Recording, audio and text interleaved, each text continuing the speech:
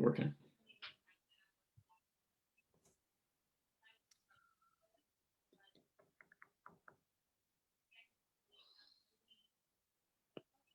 There we go.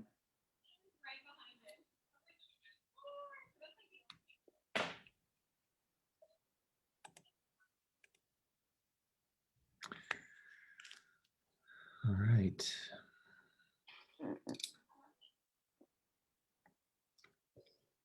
It hadn't shown up on my Facebook yet.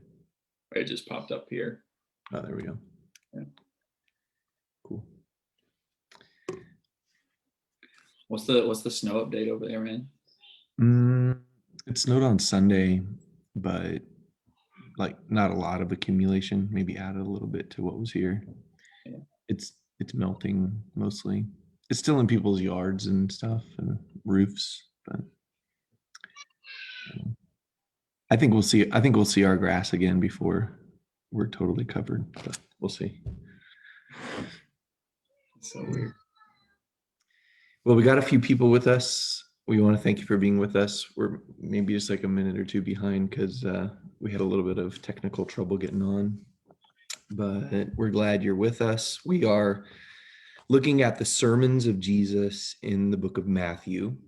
There are 5 different sections where Jesus has dialogue or monologue in some ways, preaching.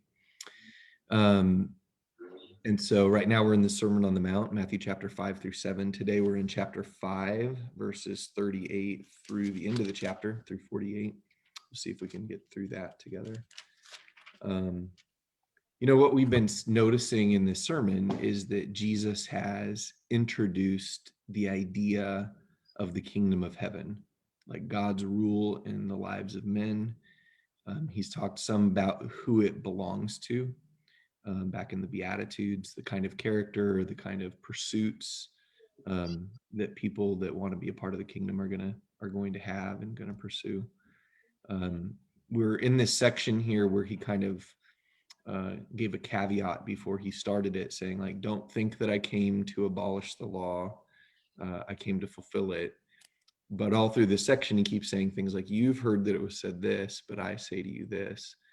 Maybe helping them with some of their misunderstandings or misapplications of the law, or not going far enough with the applications. So anything you want to add to that? I just think we've said this a couple of times at the end of chapter 4, Jesus' preaching is described as that he was proclaiming the gospel of the kingdom. And that's kind of an introduction. And when you read verses 1 through 12, you can kind of see, okay, it's all about blessing. It's not exactly what I expected, but okay, that's good news. Blessing is good news. This is one of those sections, the last couple of discussions we've had, and I think the one included today is stuff where it's harder to see it. But if we believe in the gospel of the kingdom, it is good news. And this is good stuff for us if we're willing to embrace and submit to the instructions that Jesus commands that Jesus gives us as the king of the kingdom. It will be good news for us, even though it doesn't always feel like it when we're reading it or trying to practice it. Well, and I think the thing that's hard about it is some of these callings are very high callings. It's not just you don't get to kill people. It's like Jesus wants us to not be angry and call people names and think bad things about them.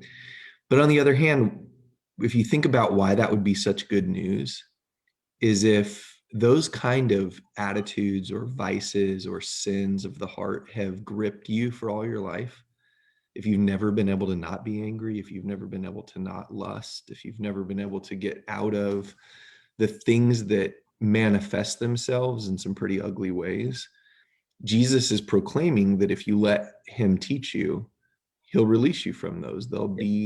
You'll actually find, comfort. You'll in your mourning, you'll find comfort. In your pursuits, you'll find righteousness. Like, that's the good news, is that if we let God really rule in our hearts and minds and let his thoughts become our thoughts instead of these baser things, then this really is freedom. This really is good news. Yeah. The way Jesus would say that later is, come to me, all you who are weary and heavy laden, right? Weary with lust, weary with hate, weary with lying, weary with all these things.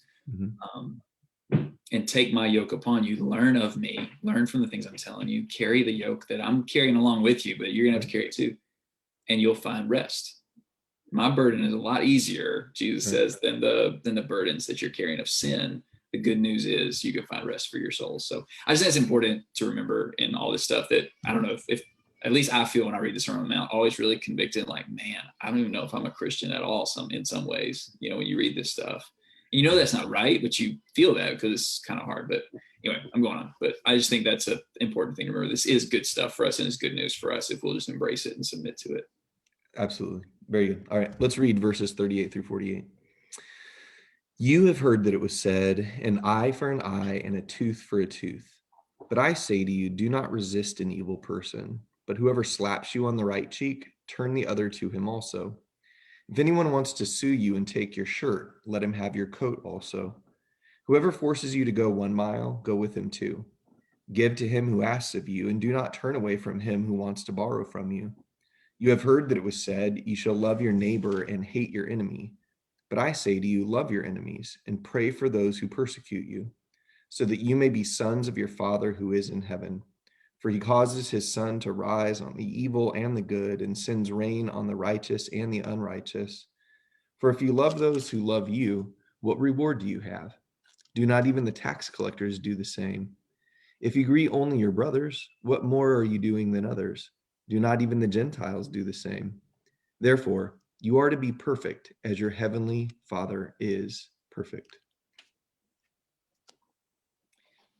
This is such challenging. I remember one time we were having a Bible study. I may have mentioned this before, so sorry if I'm repeating it, but I remember we were having a Bible study in this section right here. And everybody was talking about how to do this and how to apply it and how to live it out in the right way, all this stuff. And there was this one guy who's kind of new to the scriptures and new to the group and everything.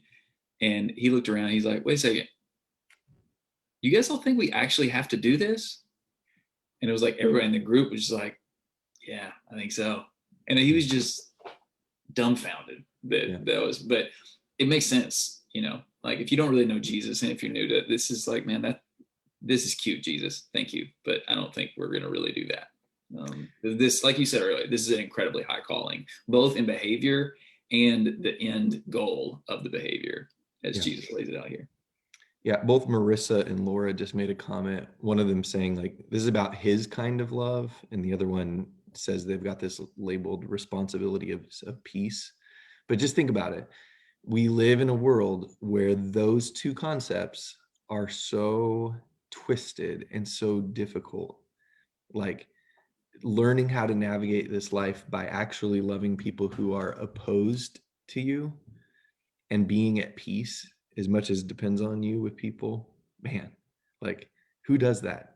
Yeah, that's such a short list. And is it even possible, like your friend asked? Is that like, is this really real? So yep. We've mentioned this a couple of times. I think it's worth saying too. This takes us back to at least a couple of the Beatitudes, for sure, being peacemakers, being called sons of God. Of course, at the end of the section we read, he really taps into that pretty explicitly about being sons of the Father. But also verse 10, bless you when you've been persecuted. And I mean, I don't think that what Jesus is talking about here is exclusively people persecuting you for your faith or for following after Jesus, but it certainly fits into that. And frankly, if you get attacked or mistreated and you do what Jesus says, people are going to keep taking advantage of you and people are going to keep on mistreating you in a lot of cases, which in that case, they will be persecuting you because of him, because of his name's sake, whether it's because they disagree with your faith or they just see you as easy prey. That's going to happen if you really follow after Jesus. So this takes us back to the things Jesus said that, hey, if you do this, you'll be blessed. But here's what it's going to take in order for you to live that blessed life. Yeah, I actually have a story that I tell sometimes. The first time I remember consciously feeling persecuted for righteousness' sake and kind of understanding what that meant, I was in elementary school.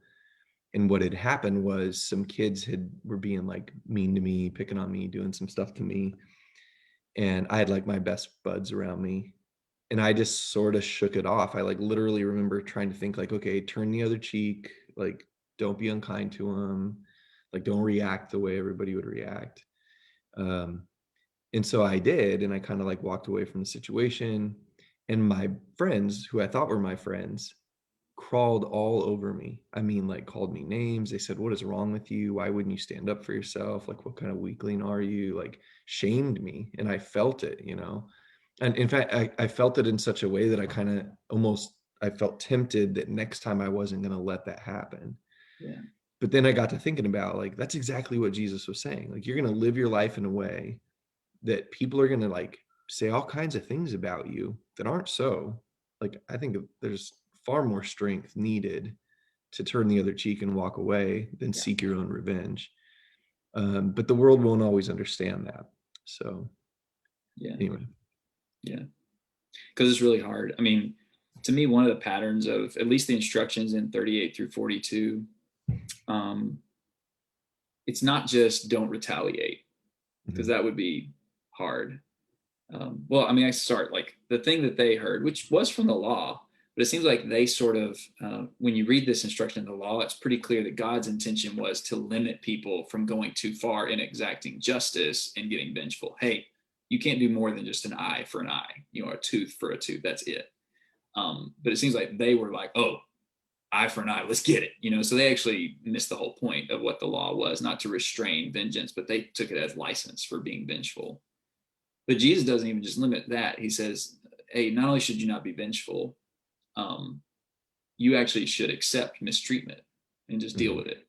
Mhm. But then he doesn't even just stop there, because it's not even don't be vengeful, and it's not even accept mistreatment. It's you should accept mistreatment and actually do something kind or do something more for the person. Like, don't Mhm. fight somebody. If it's between you fighting them or them slapping you on both cheeks, you turn the other cheek. You don't raise your fist on somebody. You just turn the other cheek. Or if someone sues you for your shirt, actually give them the shirt and give them your coat. And if a Roman soldier asks you to carry his bag 1 mile, that dirty, rotten Roman soldier who's occupying your land and legally has the right to force you to carry his gear for a mile, just go ahead and go too. Don't even say anything about it. Just go too. And I think like all of these, Jesus doesn't even just limit us from doing something bad. Um, he pushes us to do something good for somebody, to do something gracious for somebody, which is incredible. Yeah, absolutely. And he's trying to change the world with it, you know. Go back to your Roman soldier thing.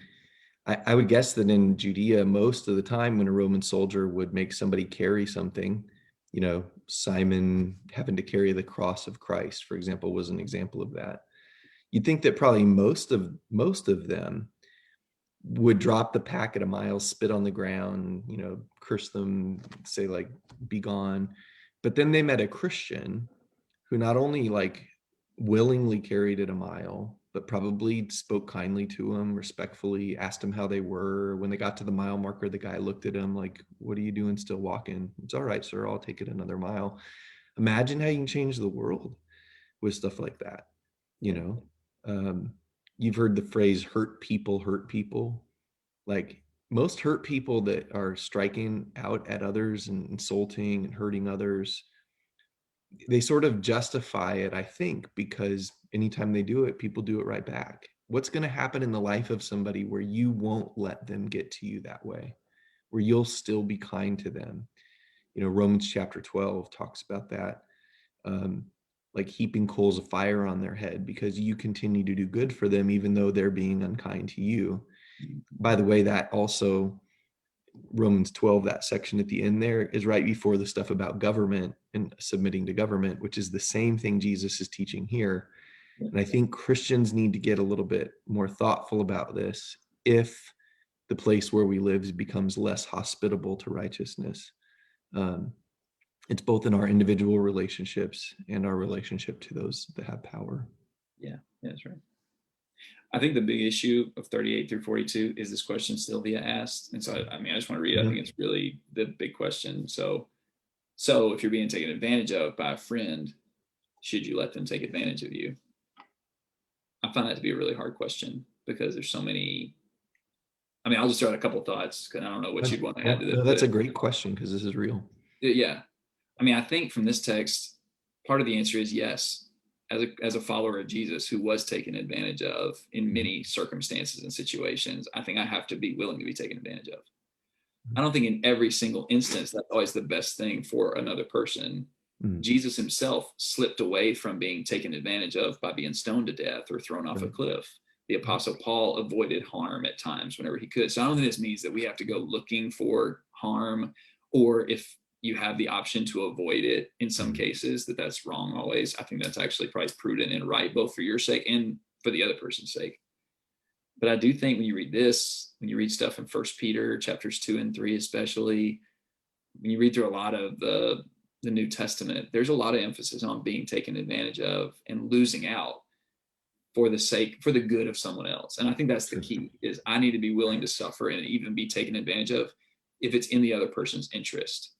If in some way it would harm them, then I may actually be hurting them by, letting them take advantage of me. But I probably should stop, because I think there's so many particulars about specific situations. But what do you think needs to be said about that, or in answering that question? No, I think that's good. Notice that there were times that Jesus did make himself unavailable for that kind of thing. I also can think of the time where eventually he called the crowds out on being fed by him. Like he fed them, and then at some point he said, the only reason you're kind of coming around here is to be fed by me. I think that Christians can learn to use their words in ways that point things out to people about like how mistreatment's happening, or what's going on, while at the same time, in love, and as Laura said, in grace, trying to show what grace really looks like in life. Um, and I think here's the deal. The reason this gets really tough is, as we apply this in our lives, if we become justifiers of not doing what's right when we're being done wrong, like if we justify like us moving into an area of unkindness where they're being unkind, or even delivering ourselves from any kind of suffering that could do others good, if we get in that habit, martyrdom will never happen for us if it came to that. You know what I mean? Like, if somebody eventually comes and says, I'm going to take your life because you belong to the Lord, but it's our habit to not let any amount of our life be taken by somebody's unrighteousness, we'll feel quite justified to be like, well, I'm just going to deliver myself from this situation. So I would say that Christians need to think about, like, what are they actually giving up here anyway? Some moment of pain, some little bit of difficulty, a coat, a shirt, a mile. Like, that's not, your life doesn't consist in all those things. Jesus is going to teach us later in the sermon even. So what is really the cost here? Yeah, I think that's right. And I think that a lot of us tend to be pretty conditional. I should say a lot. I am tempted to be conditional about the way I treat people. And so if you're nice to me, then I'll be nice to you. If you sacrifice me, I'll sacrifice for you. Or at least I'll feel drawn to. I might be a little grumpy about it. I may still do it, but I'll be more grumpy about it. Both in verses 38 to 42, and in this last little section of the chapter, Jesus says, listen, the way you treat other people really has to be conditional upon God's treatment of you, not conditional upon other people's treatment of you. So instead of thinking like, do they deserve my love? Oh, they're my enemy, they don't deserve my love. Well, no, the way you need to think about the way you treat other people is to model it after God's treatment, not model it after their treatment. They're unrighteous, they're not doing it right. Even if they're a Christian, in some cases, a family or a close friend, they're still a sinner who may be saved by grace, but they're still working on it just like you are. Right. So you need to model your treatment of other people based on God. That's where Jesus says, love your enemies. Why would I do that, Jesus? They're terrible. Oh, yeah, I know. But like, God sends his rain on the just and the unjust, and he makes the sun rise on the good and the evil. So you should do the same thing. Yeah. And Marissa's kind of writing some stuff about this, about learning to love like him. This last phrase in the text that we read about you're to be perfect as your heavenly Father is perfect. The point is, the goal is not, like you said, measuring who's worthy of love. The question should be, am I a loving person? It's kind of like that thing that Jesus did with the guy who asked about, well, who's my neighbor? And Jesus flipped the whole script, and by the story that he told, said, who's being neighborly? Yeah. So the question is not like, who's my neighbor? It's, am I a neighbor? The question isn't who deserves love. It's, am I a lover like God? Perfect in it, mature in it, not partial in it. Like, I'll do it for the good and the bad. I'll give what's good to anybody, no matter who they are. That's the question. And that's the idea of the kingdom of heaven and God in us, God with us is, are we these people or are we not? Yeah. Let me go ahead and say, there's so many different ways that I think this text gets used, or questions about it that are good questions. Yeah. I don't know if you've ever seen somebody standing outside of a place where there was like somebody was getting the death penalty, and the day came where they were going to die because the government had decided that they were going to take their life for taking somebody else's life. And you'll see somebody out there holding up a sign that says Matthew 5:38 and 39. Like, hey, I'm against the idea of the death penalty because Jesus said this. And I do think Christians need to think a little bit deeper about like what's going on here. You said earlier, part of their mistake from looking at the Old Testament and then applying it the way they did was it was meant to limit what could be done. But life for life was one of the things in the list.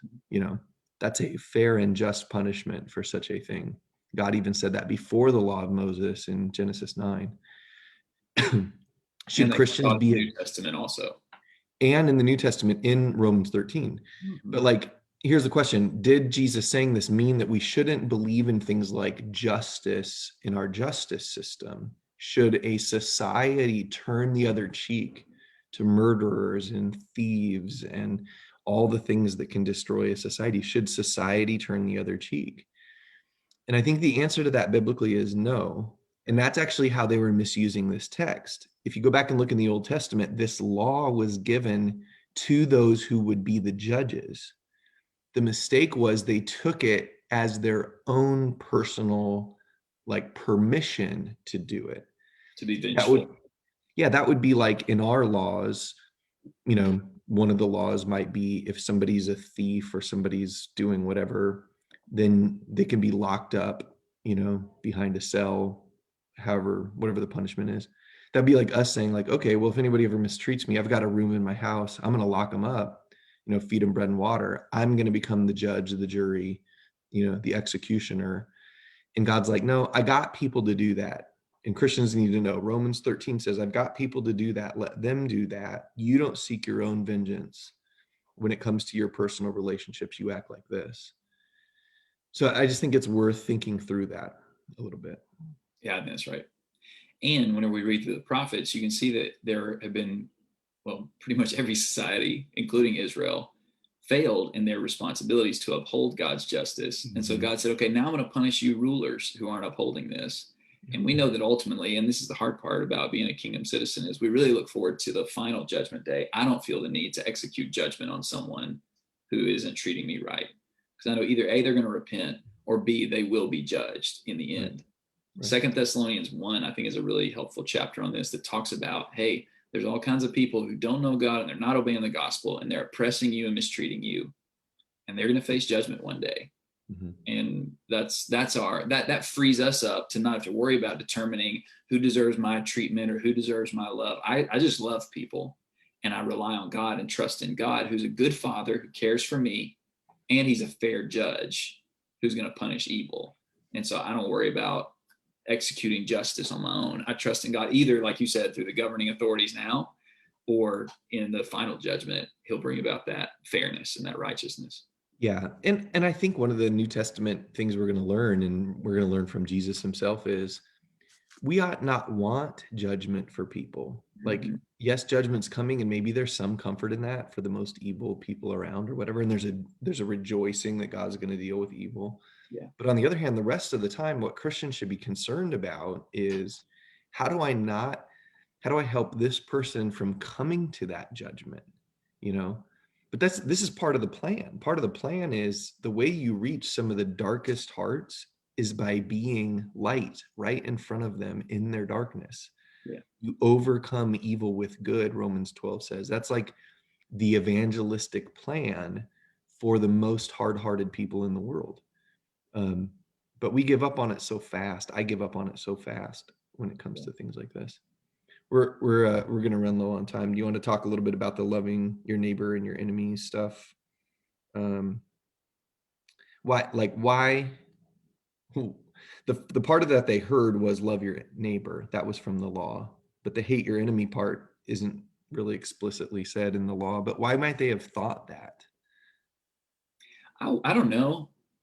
I wonder if it was because like there was some scripture that you could probably you didn't have to twist it that hard to make it feel like it was saying hate your enemy, stuff about don't intermarry with the other nations because they'll take your hearts away to idolatry, and oh, look at all these bad stories about the Edomites and how they treated you and all that kind of stuff. It wasn't that huge of a jump to feel like, oh, I'm justified to hate my enemy. I'm just supposed to love my neighbor. But also they did have to jump over passages like love the stranger who's among you and other things like that that clearly said you do need to love people who would be categorized as your quote unquote enemy. Yeah. Well, and the idea also, I wonder if part of it came from stay Yeah. separate, be Yeah. different, which I'll just point out, Jesus actually says that even in the same text in verse 46. If you love those who love you, what reward do you have? Do not even the tax collectors do the same? Verse 47, don't even the Gentiles do the same? I mean, essentially, Jesus says in the same text, I still want you different than them. Yeah. I want you to love them, but loving them doesn't mean imitating them. Stay separate. Be separate in your love. Be like your Father. But some of us can get in our heads, oh, well, if God told me to not do things like them and be separate from them and keep myself unstained from them, it's kind of how the Pharisees thought, then I don't want them anywhere near me. No, that's not what I'm saying either. Stay separate right in front of them. Like stay At the separate dinner table, Matthew in 9. your interaction with them. Be different in the attitudes and behaviors that you have, not in your distancing.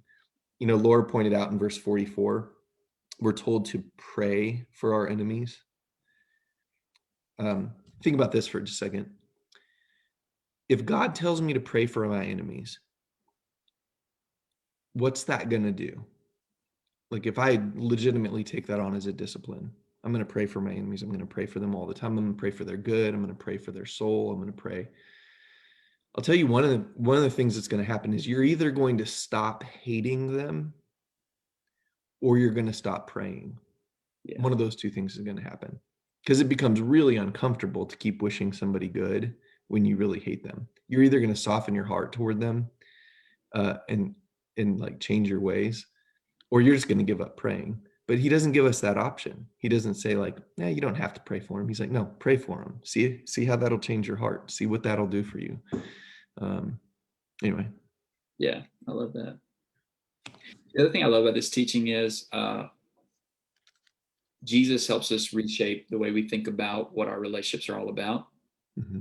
Our relationships are not about personal satisfaction or personal benefit or just kind of ease, but actually the way we treat other people is about reshaping our character. It's supposed to make us into something different.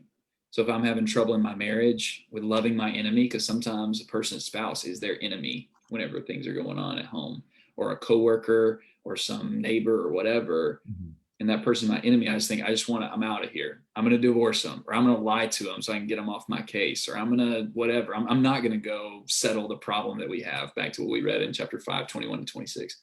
Whatever the issue may be, I can't think about it that way. But the reason I would think about it that way is if I think my personal happiness and comfort and contentment is what this relationship's all about. But Jesus says, no, that's not what it's all about. You need to reformat everything you think about your relationships. It's about you being shaped into the image of God. It's about you being a true son of the Father in heaven. It's about you being perfect, even as he is perfect. And so if we would think about that in that way, it doesn't make it easy, but at least it makes it meaningful. All the mistreatment, all the suffering, all the loving our enemy, praying for enemies, all the challenge of this, the goal is something meaningful and lasting and really satisfying, much more than any other goal we could have in our behaviors and attitudes in our relationships. Yeah, very good. We're almost out of time, or we are out of time. Let me issue kind of a challenge here for me and for everybody. In verse 46, Jesus says, "Love, if you love those who love you, what reward do you have?" And then in verse 47, if you greet your brothers, only, what more are you doing? This can be a little overwhelming to think about, but I would suggest that all of us as Christians start close to home with this. Mm-hmm. If I'm the kind of person who, when I go to church, only talks to the people that I'm really close with, only greets the people that I'm really comfortable with, only prays for those that I'm really intimate with. If that's what I'm doing, like then I'm really not understanding this text. Yeah. Um, I think sometimes we think of enemies as just being people like that are out to get us. But the fact of the matter is we all have favorites. We all have people we're comfortable with. Think about beginning to apply this in your own backyard, in your own home. I mean, if you have a big family and there's people you like better in the family and you try to avoid the others, start there. Like, start challenging yourself to be what Jesus tells us to be. And then it becomes a different ballgame when it comes to people that we work with, people in our neighborhoods, people in the world, all of that. Yeah. Yeah, I agree. All And the right. last Thanks. thing I'll say, if we actually do this, Jesus doesn't say, therefore you might become, we'll Yeah. see. I don't know if it'll happen. And he says you are to be. This is something to aspire to, and it's something that's a real goal that can be achieved. Yeah. What's better than that? Having something that'll come through if we'll just trust the Lord and obey him here. Yeah. Very good. All right. Sure. Appreciate everybody. Is today Wednesday? I mean, I don't even remember what day it is. So next week, right? Monday. Yeah, that's Monday. All right. See you guys then. Love you all.